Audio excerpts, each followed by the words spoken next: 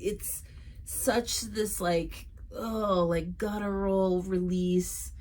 Just get it the out of me.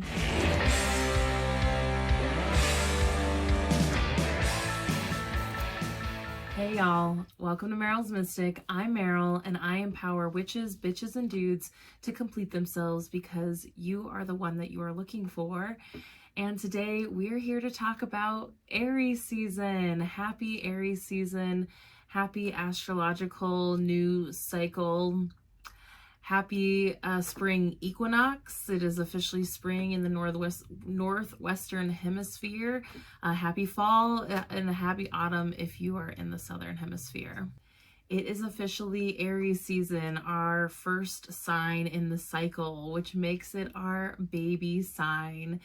Aries is also represented by the ram, and it is our cardinal fire sign. So we feel very much a burst of energy during this time, and that comes with a level of excitement since there is a infant, newborn, new soul energy of Aries season. This Aries season for 2022 will begin March 20th, and it will go until the early evening of April 19th, when the sun crosses into Taurus. The new moon for Aries season will be on the early morning of April 1st, so the evening of March 31st, and then the full moon will be actually midday on April 16th, and that is a full moon in Libra. A great thing to do during Aries season is to reconnect with your goals and your affirmations and your words and your resolutions from the new year. This is kind of like the final new year of our new years, and so it's a good time to get reconnected to some of your goals, or just to review them and to see whether maybe some of the goals that you made 3 months ago don't actually align with where you are now. And that's okay too. It's time to make new ones and reconnect with the ones that you wanted to get back into. So for our Aries season, we will be doing a Emperor card reading because Aries is represented by the Emperor in the tarot. Let's see if I can catch it. So the Emperor in the tarot represents our solar energy, or our masculine energy. You can also see where the correlation with Aries comes into play, as there are rams on the throne of the Emperor.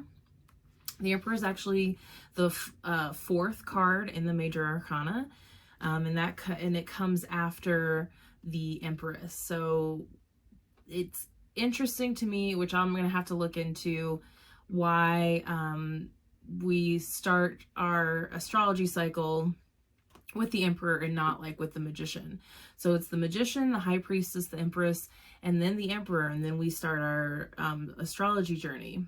So, and when the Emperor and Empress come up in readings, a lot of the time it's about self-parenting, because they are kind of that mother-father figure of the tarot. The Emperor is also about setting boundaries, having structure, being protective, but can be warnings that come along with the Emperor of being too cold or shut off, too stern. Anger issues could be the Emperor in reverse. Not having solid self-confidence, being insecure, is also a shadow side of the Emperor. We're doing the Emperor card reading because it represents Aries season, and it will tell us what Aries season is bringing to us, just in a general sense. To dive deeper into this Aries energy, be sure to watch your tarot scopes. You can watch for your sun, moon, rising, and Venus signs to get a full picture. So let's get into this Emperor card reading and see what Aries season has in store for us. Thank you so much for being here. If these energies resonate with you, please let me know. Please be sure to like and subscribe, hit that notification bell, and share with a friend. Okay, so today we are using my new favorite deck, which is the Modern Witch Tarot by Lisa Sturl. My camera is having a hard time picking things up today. There we go. And also a new deck of mine, the Energy Oracle by Sandra Ann Taylor. I've been using this one a lot lately. Don't ask me why. They just start to speak to me and I just try to listen. So the way we do these astrology sign general readings, when we tap into the energy that it's represented by in the tarot, we shuffle. And you can actually do this at home too. You can do it for your own, to see what Aries season is bringing to you. You can shuffle and put that intention into your reading. Ask what is Aries season bringing to me. We're specifically looking at the card before and after. It will be when we flip the deck over. It will be the card on top and the card below it. And so usually the card on top is kind of what could be, I heard blocking this time. I've been trying to be open to where these messages are taking us. It's like the energy that wants to come in, but it could also be bringing warnings or messages about what could be blocking that. And then the energy behind it is what energy could be holding you back from tapping into this Aries season, or energy that could be hiding that needs to come to the light. Okay. And that can differ what those mean depending on the energy of the season. And because Aries season, especially here in the Western Hemisphere, is associated with spring, and it is the first sign in the zodiac cycle, it really does correlate with rebirth, new birth, new life, and it's bringing along a release of energy that has been built up during Pisces season, and with that Virgo full moon just a couple days before Aries season began. So we're gonna one more shuffle here, and then we're gonna flip our guy over. Hey, ooh, the moon. I feel like there's definitely, I feel like, so just off the top of my head, because we were talking about what that behind energy could be, is it could be things that need to be brought to light. And since the moon is the first card we're seeing right now, I would say that that is a good indication that that's what that energy will be, because that is one of the strong messages of the moon. So let's look for our Emperor. And so many times they always end up at like the bottom of the deck. The top of the deck, depending on where you're going. Okay, cool. There's the Emperor. Ooh, this is the first time since I've been doing these readings that our major arcana is in reverse. So we'll have to see what comes up with that. Okay, and then we'll kind of maybe look at some of this energy over here. So in front of our Emperor, and here is our modern witch Emperor. Come on. Another cool outfit, of course. So like we were saying, when the Emperor comes up in reverse, it can be kind of a warning or the shadow side of the energy. It can be what's happening internally also when it pertains to you. And so I'm trying to, it's hard to tie down which energy that is, considering this is a general reading. So please just take whatever resonates with you and leave whatever doesn't for somebody else. But there's a vulnerable piece that goes along with the Emperor in reverse. It's about kind of letting some walls come down. And that can be a big lesson for Aries in this lifetime, in Aries season in general, is that like sometimes you got to be serious, even though it will be great that Aries season brings a sense of fun with it also. And, you know, when it's getting warmer here, we're going out more, doing things more. But there's a warning of like the party could last too long sort of thing. So the energy before our Emperor is the Five of Wands in reverse. Trying to get that to pick it up. There it goes. Good job. Oh. Did I say the Five of Wands in reverse? It wasn't in reverse. Just the Five of Wands in front of our Emperor. So, okay, before we start talking about that, let's talk about what is behind our Emperor, which is the Queen of Cups in reverse, which I feel like already validates that vulnerability piece that is coming forward. So, actually, we need to go this way.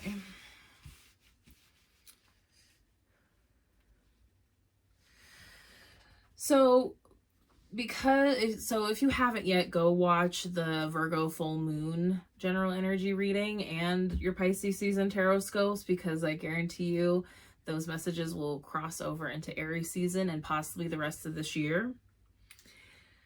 Because the first thing about this Five of Wands is, in general, the Five of Wands is like many different voices, ideas. But because of this full moon that we just had in Virgo and it bringing these opportunities to you in possibly subtle ways or possibly ways that seem too good to be true, now it feels like you might have like too many opportunities on your plate and too many of these needs and wants from you that are like, well, no, over here, this is the best offer for you. No, this is the best offer for you. And this very much like what other people think, you know, they think this is the right move for you, or other people wanting you, it being a priority for them, that they're more important than those other people. And this could be all kinds of social, it could be work opportunities, social opportunities, relationship opportunities, any sort of way that your energy and time is being kind of pulled in different directions. And it could also be feeling like it's almost like you had all these pokers in the fire, hoping that one would catch fire, and then all of a sudden like 5 of them caught fire. And it's just like, now I have to juggle 5 of these hot pokers. Like, now I have to juggle these because I didn't expect it all to take off. And now here I am, and I don't know how I'm going to manage this. So, and with the Emperor coming up in reverse with that, the first message that came forward was needing to ask for help, needing to be honest with those closest to you, what you can and can't manage.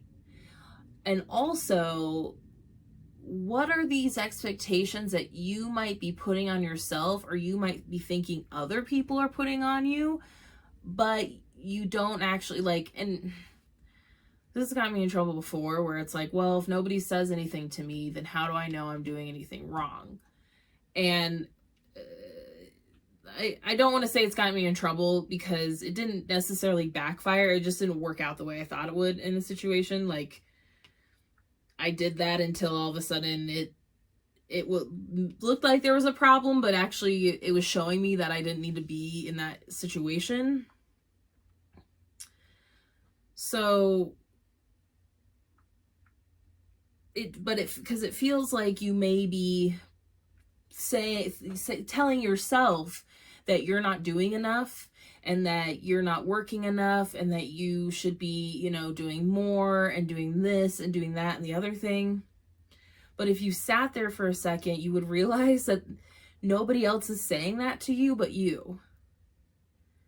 Nobody is like, you don't have managers or bosses emailing you being like, hey, why hasn't this been done yet? Hey, I really need you to get on this thing right now.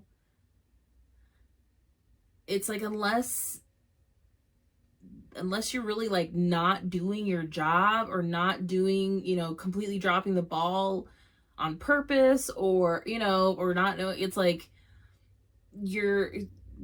everyone's creating these stories. You're creating these stories around what you think these expectations are of you, and they're not actually totally true. It's like they're really being blown up. And it's actually a blessing. It's actually a gift that you have so many opportunities right now, that it's like you got all overwhelmed with everything. It's like, oh my God. But then at the same time, like, you're being gifted what you want, and also you're being gifted the opportunity to choose what you want to focus on. Okay. So it's like, if you put all these pokers you put like 6 pokers in the fire, hoping that maybe 2 catch and 5 out of the 6 catch, but you can only handle 2 to 3.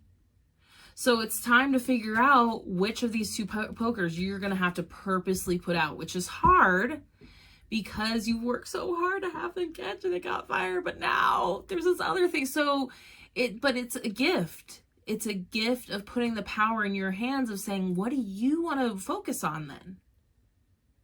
Because you can only handle 2 or 3 of these. So at least 2 of these things that have momentum that you didn't think would, you might have to stop in its tracks. But that's okay, because now you get a choice of what you actually want to focus on. All right. So it's really about trying to flip a little bit of your mindset here. And it's almost like flipping this, it's an emotional mindset. Flipping this emotional mindset of, oh my God, now I have too many things going on, and now I have to like put these things out, which I didn't think were going to catch fire anyway. Or like, what if there's certain things that maybe somebody else could pick it up, an opportunity, or a lead, or a connection, or something. So now it's like that time to kind of start thinking outside of the box, and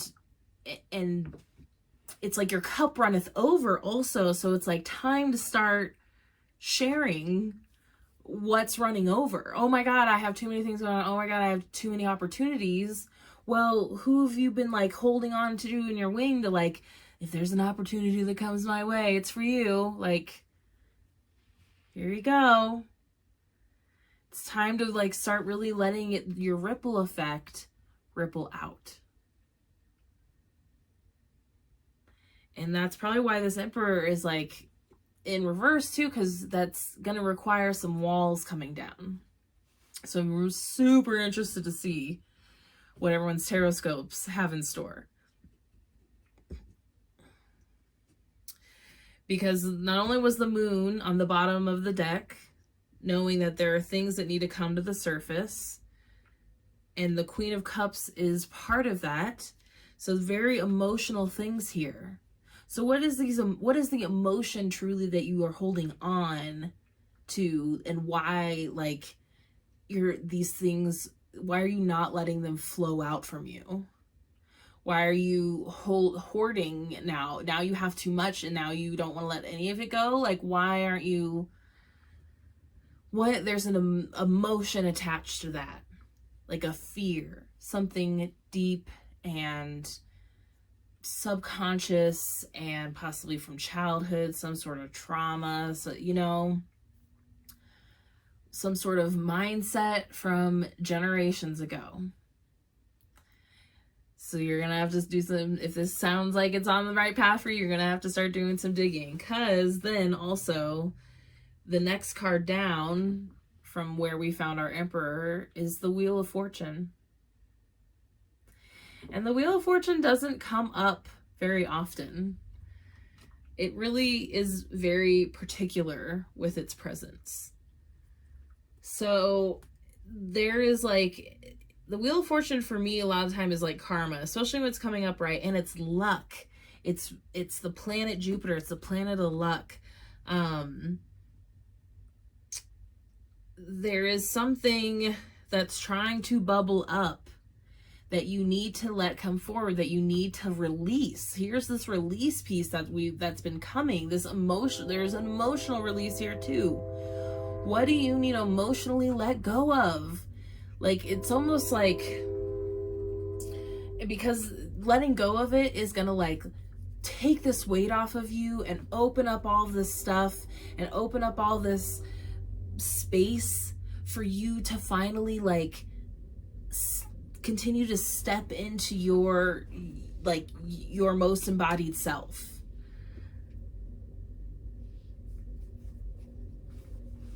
It's weird because when I saw the release of energy, like I literally like I saw this vision of like releasing this energy, and it's like you're like yelling, but it's like freaking Southern drama movie, like fantasy, sci-fi, horror. What is that movie? There's that movie where it's like, it almost looks like bugs, where it's like, ah, like whatever this infection is. I saw whatever, like literally what you're releasing is so deep and emotional. It has so many ties to things and so like palpable and like corporeal that it's like you're on your knees in the, like, you know, in after you've been beaten. It's very like Nine of Wands, just like, but you're just like, ah, and like all these bugs just fly out and just like fly off, and like it's such this like, oh, like guttural release. Just get it the fuck out of me. That like it's you have to allow it, you have to lean into it, you have to be open to it. You cannot like stuff this down, because you don't want to stuff it down, because then it will fester and rot you, and it's nasty. It's whatever it is holding you back, and it is time to let it bubble up and let it be free. Let yourself be free, okay? Whew, I'm very interested to see what y'all's tarot scopes are doing, because it started off so seemingly usual, and that vision I got, I'm gonna have to like figure out if it's from a movie or something. Like, it was, ooh, maybe this is part of what you're holding on to. Broken heart. Interesting. Number 9. I have never pulled this one yet.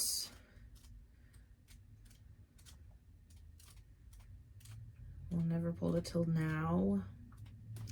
Broken heart, grief, and loss. This card shows a heart broken open, revealing darkness, emptiness, and a grief-filled tear. The hurt may be from long ago, or it may be the pain from a more recent event. Either way, a deep healing is called for now. Hello. Vent your feelings and release the person or situation involved. Affirm that you are reclaiming your power and peace of mind. Open your heart to the light of divine love and healing, and have compassion for yourself through the difficult process. Make self-care a priority now as you let go of old experiences. You can open your heart to the true and abiding love that you so rightly deserve. Affirmation: I release the pain of the past and live with compassion for myself. Love heals and renews me now. Hello. Wow, that was so perfect. I release the pain of the past and live with compassion for myself, for yourself, compassion for yourself. Love heals and renews me now.